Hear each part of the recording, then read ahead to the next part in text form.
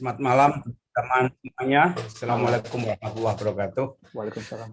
Atau kebahagiaan saya bisa silaturahmi dengan saudara-saudara sekalian. Tema yang saya tawarkan adalah relasi Allah dan Muhammad dalam tradisi filsafat tasawuf. Saya akan memaparkan sedikit beberapa istilah-istilah kunci. Pertama, bagi umat Islam,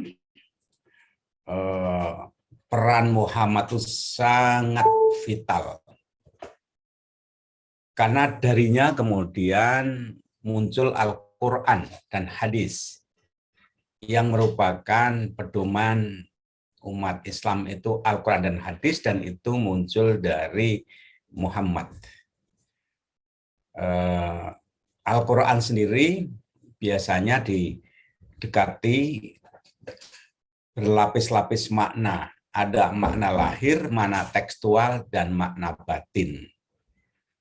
Kalau kita bicara filsafat tasawuf, pendekatannya itu makna batin dari teks-teks Al-Quran. Yaitu sering digunakan istilah takwil. Ada tafsir, ada takwil, atau hermeneutik, ya. Pendekatan hermeneutik. Mencoba menggali makna batin dari yang tersurat, atau ada istilah iktibar. Iktibar itu artinya menyeberangi, melintasi dari bunyi-bunyi tekstual lahiriah untuk menggali makna batin di balik yang tekstual itu. Namanya iktibar, menyeberang. Passing over, crossover. Nah, yang kedua, Muhammad itu punya juga berapa kapasitas. Satu, Muhammad sebagai makhluk historis, keturunan Adam. Jadi Muhammad diposisikan sebagai makhluk historis, bukan makhluk fiktif. Betul-betul dia historical person, layaknya kita semuanya, yang makan, yang minum, berkeluarga, layaknya kita. Dan kedua, Muhammad lebih menciut lagi, dia anaknya Abdullah, lahir di Makkah pada abad ke-6. Kemudian satu lagi, Muhammad sebagai nabi. Nabi itu artinya pembawa berita dari Tuhan, dari langit, dari alam gaib, nabi. Sebagaimana juga nabi-nabi yang lain, nabi. Nah, di dalam tradisi tasawuf ada lagi kapasitas Muhammad itu. Hakikat Muhammad adalah wujud pertama setelah Allah. Jadi Allah pada mulanya sendirian, ketika sendiri tidak perlu nama, tidak perlu sifat, tidak perlu apapun di siapapun dalam kesendiriannya. Yang biasa disebut zatnya, ahadiyahnya, keesaannya itu tunggal sendiri. Nah, kemudian muncul sifat asma, af'al Allah itu ketika ada yang lain. Yang lain biasanya diistilahkan makhluk. Allah sendiri khalik. Dalam filsafat tasawuf muncul pertanyaan bagaimana proses penciptaan itu. Ada dua madhab yang terkenal, satu melalui penciptaan, creatio ex nihilo, satu lagi melalui emanasi atau pancaran. Nah, hadis itu kumpulan, himpunan kata-kata, sabda, kesaksian tentang perilaku Muhammad. Itu yang ditulis lebih dari 100 tahun setelah Nabi wafat. Itu kumpulan hadis. Hadis biasanya bicara tentang teologi dan juga fikih, hukum-hukum, rujukan. Ada lagi Al-Quran. Jadi Al-Quran itu posisinya beda dari hadis. Al-Quran diyakini wahyu dari Allah, kemudian diredaksikan melalui bahasa Arab Al-Quran. Sumber satu lagi namanya sirah, sejarah, sirah nabawiyah. Jadi bagi umat Islam, kalau mempelajari Muhammad itu, satu lewat Al-Quran, kedua hadis, ketiga sirah, sejarah. Selama ini yang lebih populer mempelajari Al-Quran, dan hadis, tapi jarang yang mendekati secara historis sirah. Dan Al-Quran pun pada umumnya didekati bunyi lahiriahnya, padahal banyak sekali makna-makna simbolik. Nah, filsafat tasawuf sekali lagi mencoba mendekati makna-makna batinnya, yang esoterik, bukan eksoterik. Muhammad sebagai nabi dan sebelum jadi nabi, dia dikenal sebagai pemuda al-amin, orang yang terpercaya di lingkungannya, dan sejarahnya relatif terang benderang dibanding tokoh-tokoh sejarah nabi sebelumnya. Bagi saya, kalau toh percaya pada Adam, Idris, Nuh, Hud, Soleh, itu lebih karena Al-Quran menyebutkan. Tapi kalau ditanya sejarahnya, saya juga kekurangan bahan. Tapi kalau Muhammad, tidak hanya Al-Quran, banyak buku-buku sejarah. Ini bisa dimaklumi karena Muhammad lahir dibanding nabi-nabi yang lain paling belakangan, sehingga dokumen data historis lebih lengkap. Oleh karena itu, Muhammad merupakan sosok yang terang benderang di hadapan kritik sejarah. Jadi kalau ingin meneliti Muhammad, buka aja buku sejarah, kira-kira seperti itu. Sebelum dia memulai ajarannya sebagai nabi, dia dikenal sebagai Al-Amin. Artinya apa? Kualitas kemanusiaannya itu sudah unggul duluan. Sebelum menerima wahyu, kemanusiaannya sudah unggul secara moral. Itu Muhammad, terpercaya. Tapi begitu dia memulai menyampaikan ajarannya, maka muncullah perlawanan, permusuhan, karena dianggap sebagai menggalang kekuatan subversi yang menggerogoti kekuasaan mereka yang berada di puncak piramida. Misalnya mengajarkan kesetaraan, pembebasan budak, kemudian juga dia menyamakan mengangkat kualitas orang itu pada moralnya, bukan pada sukunya. Padahal waktu itu orang itu sangat menyandarkan pada sukunya. Nah, Muhammad tidak, nggak ada bedanya Arab non-Arab, yang penting sebenarnya orang itu ketakwaannya, kualitas individual achievement-nya dalam hidupnya. Nah, hal-hal seperti ini tentu dianggap subversi karena merongrong kemapanan sosial politik. Maka kemudian Muhammad dimusuhi. Berikutnya lagi, saya bicara historis dulu sebelum masuk ke filsafat tasawuf. Muhammad juga melakukan detribalisasi. Jadi ketika hijrah dari Mekah ke Madinah, maka terma yang digunakan itu adalah muhajirin dan ansor. Muhajirin itu orang yang hijrah, migration, ansor yang menolong. Jadi dia tidak menggunakan frase-frase suku-suku yang ada, melakukan detribalisasi. Nah, ini makanya Muhammad sejak awal memperluas wawasan hijrah dari pandangan yang sempit pada keluasan. Yang dulunya orang Arab itu dikuasai, dikungkung oleh sukuisme, tribalisme, ditarik untuk mengapresiasi kemanusiaan universal. Sebagaimana Anda biasa mendengar, wa ma arsalnaka, hai Muhammad, sekali-kali kami tidak mengutus engkau kecuali apa? Rahmatan lil alamin, pembawa kabar gembira, menyebarkan kasih sayang untuk manusia. Jadi Al-Quran itu seruannya banyak sekali yang menekankan kemanusiaan universal. Pada waktu itu ini tentu istilah-istilah yang baru, ide, imajinasi, gagasan yang baru. Dari kesempitan kepada keluasan. Bahkan kemudian Muhammad juga mengajarkan warisan-warisan, mengapresiasi nabi-nabi sebelumnya. Jadi ini hal yang baru, menghubungkan. Oleh karena itu, kalau orang melecehkan Adam, Idris, Nabi Musa, Nabi Isa, itu seorang mukmin Muslim itu pasti tersinggung. Karena itu bagian rukun iman, yaitu menghormati, meyakini mereka itu utusan-utusan Tuhan. Sehingga dalam Al-Quran misalnya ada penghargaan yang tinggi pada Maryam, bahkan ada satu chapter Maryam misalnya. Al-Maidah itu kan gelas saper semacam itu, dan seterusnya, Ali Imran, Walka Imran. Jadi mengenalkan sejarah-sejarah sebelumnya. Yang berikutnya, Muhammad juga mengatakan ajaran disampaikan itu bukan barang baru, tapi meneruskan yang lama. Makanya Islam itu agama awal sekaligus akhir. agama paling awal dalam arti apa? Islam itu agama yang mengajarkan mengenal Tuhan yang Maha Esa, kemudian tunduk padanya, dan itu diajarkan semua nabi. Oleh karena itu, apa yang dibawa Muhammad itu bukan barang baru dan itu menyempurnakan. Bahkan kata-kata Islam aslama itu juga dikenalkan merujuk pada nabi-nabi sebelumnya. Nah, ini satu wawasan yang bagi orang Arab waktu itu baru sekali. Nah, kemudian dalam tradisi filsafat tasawuf, bahwa Muhammad sebagai nabi itu nabi pamungkas yang meluruskan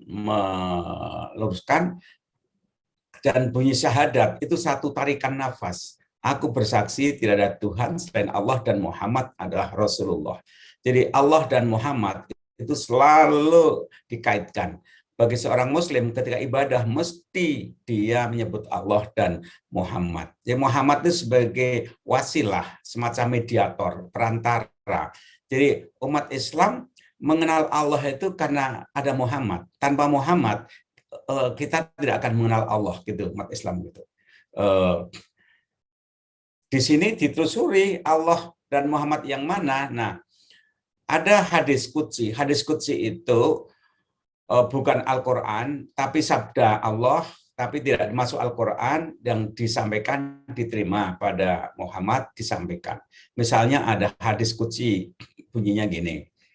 Kuntu kanzan mahfiyan wa ahbabtu li'urafa khalaqul khalqa. Aku ini khazanah yang tersembunyi, kata Allah. Dan aku cinta, aku ingin dikenal. Maka aku ciptakan makhluk ini. Jadi di situ Allah itu sendirian dan tidak ada yang mengenal. Dan dia ingin diketahui, dikenal. Maka dia ciptakan yang lain. Kita tahu bahwa dalam bahasa itu kan juga terkandung kata apa ya, makhluk mesti ada kholik, ada yang disembah, ada yang menyembah gitu. Dan seterusnya, dan itu diciptakan karena Allah itu cinta. Jadi di situ ada kata cinta. Ahbab tuh, aku cinta. Ya Allah itu dalam tradisi tasawuf adalah yang maha cinta, cinta kekasih, al-mahbub. Kalau tradisi fikih itu yang menghakimi. Kalau tradisi teologi itu kan yang sang pencipta. Kalau tradisi filsafat ya sang logos gitu. Tapi kalau dalam tradisi tasawuf itu adalah sang kekasih. Makanya pintu dan frase yang digunakan untuk mendekati Allah itu adalah selalu bahasa kasih, dan Allah dipersepsikan, diposisikan, diyakini dia maha kasih. Kemudian ada hadis qudsi yang lain mengatakan gini, laulaka, kalau bukan karena engkau hai Muhammad, ma khalaqtu hadzal aflaq, aku tidak akan ciptakan semesta ini. Gitu. Jadi semesta ini ciptakan itu karena Muhammad. Muhammad yang mana? Muhammad yang waktu itu berupa cahaya ilahi, nur ala nur. Al-Quran banyak menggunakan cahaya. Jadi wujud pertama setelah Allah itu adalah Muhammad berupa cahaya ilahi, energi cahaya, mungkin intelektus atau logos ilahi, itu Muhammad. Khalaqtul asya li ajlika wa khalaqtuka li ajli. Aku ciptakan semuanya ini karenamu, untukmu, dan aku ciptakan engkau untukku, kata Allah pada Muhammad. Oleh karena itu, lewat Muhammad inilah seorang Muslim mengenal Tuhan, dan sebagai jalan keselamatan, sebagai guide mengantarkan keselamatan, dan mengenalkan pintu pada Tuhan, dan itu lewat Muhammad. Makanya seorang Muslim selalu kalau membaca Allah diteruskan ada kata Muhammad mesti Sallallahu Alaihi Wasallam. Karena apa? Karena Allah pun berselawat pada Muhammad. Innallaha wa malaikatahu yusholluna 'alan nabi. Allah pun berselawat. Nah, Allah berselawat pada Muhammad itu biasa ditafsirkan melimpahkan anugerah kasih sayang dan cintanya, berkahnya pada Muhammad. Ya ayyuhalladzina amanu shallu alaihi wasallimu taslima. Hei, maka orang mukmin, maka hendaknya engkau berselawat. Nah, selawatnya seorang mukmin pada Muhammad itu adalah mohon keberkahan, wasilah, diantarkan, tunjukkan jalan keselamatan. Dalam konteks ini ada satu trinity ya, satu Allah yang gaib yang kita tidak akan kenal. Quran mengatakan manusia dengan nalarnya itu tidak akan mungkin mengenal siapa Allah. Tidak mungkin, gitu, tidak sampai. Nalarnya nggak sampai. Karena nalar itu dia mampu membayangkan sebatas apa yang pernah dia lihat, dia bayangkan terbatas sekali. Sedangkan Allah Maha Absolut. Nalar manusia itu relatif terbatas. Maka manusia nggak akan mungkin bisa. Makanya dikatakan oleh Nabi, kamu tidak usah memikirkan zat Allah. Tapi kamu renungkanlah aja jejak-jejaknya, ciptaannya, sifat-sifatnya, asmanya. Dan salah satunya apa? Dengarkanlah apa yang disampaikan oleh Muhammad sebagai pancarannya. Jadi hubungan Allah dan Muhammad ibarat matahari dan cahayanya. Begitu ada matahari, ada cahaya. Matahari dan cahaya tidak dipisahkan, tapi secara ontologis berbeda. Matahari itu melahirkan cahaya, cahaya karena ada matahari itu berbeda tapi nggak dipisahkan. Jadi wujud pertama itu Dia yang Maha Absolut, yaitu Tuhan, dan Tuhan tanpa nama. Ketika dikenalkan maka sebutlah Allah. Jadi Allah itu pun sebenarnya sudah nama, nama yang ditujukan pada Dia. Dalam Islam dikenal ada 99 nama, padahal kalau dikumpulkan lebih dari itu. Semua nama yang baik itu tertuju padanya ibarat cahaya, itu kan nggak terhitung jumlahnya, semua menuju ke sana. Kemudian wujud pertama adalah Muhammad, wujud kedua Muhammad, kemudian wujud ketiga adalah tiap mukmin muslim itu tiupkan ruh dari Tuhan, ruh, sehingga ada Ruh Kudus. Jadi ada Allah, ada Muhammad, ada Ruh Kudus. Ruh Kudus itu ada setiap pada hati seorang mukmin secara potensial, dan kalau itu diterangi oleh cahaya ilahi dengan bimbingan bantuan Muhammad, maka kemudian cahaya kekudusannya itu akan selalu meningkat. Maka sebut nurani. Dalam berapa semesta ini tidak sanggup menampung kehadiran Allah. Yang sanggup menampung adalah di hati seorang mukmin. Orang yang beriman itu akan mampu menampung, merasakan kehadiran Tuhan. Tapi yang hadir bukan zatnya, yang hadir adalah kekuasaannya, energinya. Ibarat matahari atau ibarat presiden, dia akan tetap di istana, tapi kekuasaannya itu dari Aceh sampai Papua sana. Kira-kira seperti itu analog sederhananya. Jadi, nah, Muhammad inilah sumber cahaya ilahi. Dalam beberapa hadis dia katakan semua nabi-nabi itu mendapatkan cahaya Muhammad, Nur Muhammad. Jadi Adam itu pun dia mendapatkan Nur Muhammad. Hanya voltasenya kecil, ibarat itu kelas RT ya, kecil. Nanti semakin besar ada bupati, ada apa, bahkan besar semakin besar voltasenya. Semua nabi itu mendapat cahaya Muhammad karena cahaya Muhammad, Nur Muhammad itu wujud pertama sebagai pancaran Allah.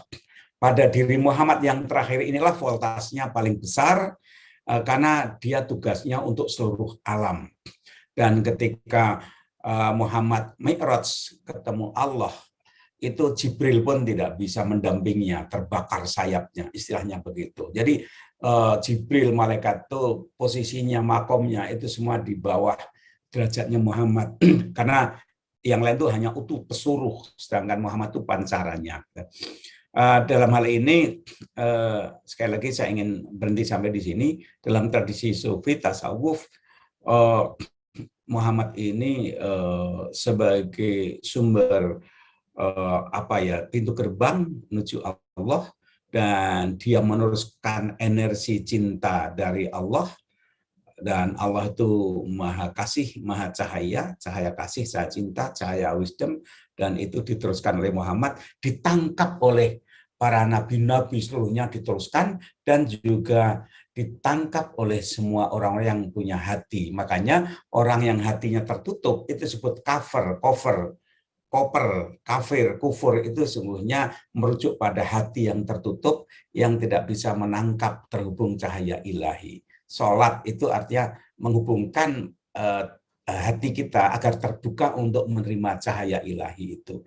Karena itu semua orang yang beriman itu orang yang berusaha mendapatkan cahaya Nur Muhammad tadi dalam dirinya sehingga kemudian memimpin hati, memimpin otaknya, fisiknya. Jadi intinya keberagaman itu adalah dalam hati yang paling dalam, dan hati itu berlapis-lapis. Hati itu berlapis-lapis, dalam dunia tasawuf berlapis-lapis.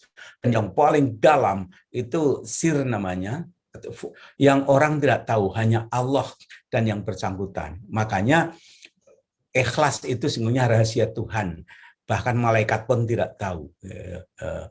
Ketika orang berdoa sembahyang, orang lain nggak tahu. Jadi ekspresi refleksi iman itu sangat private, sangat private.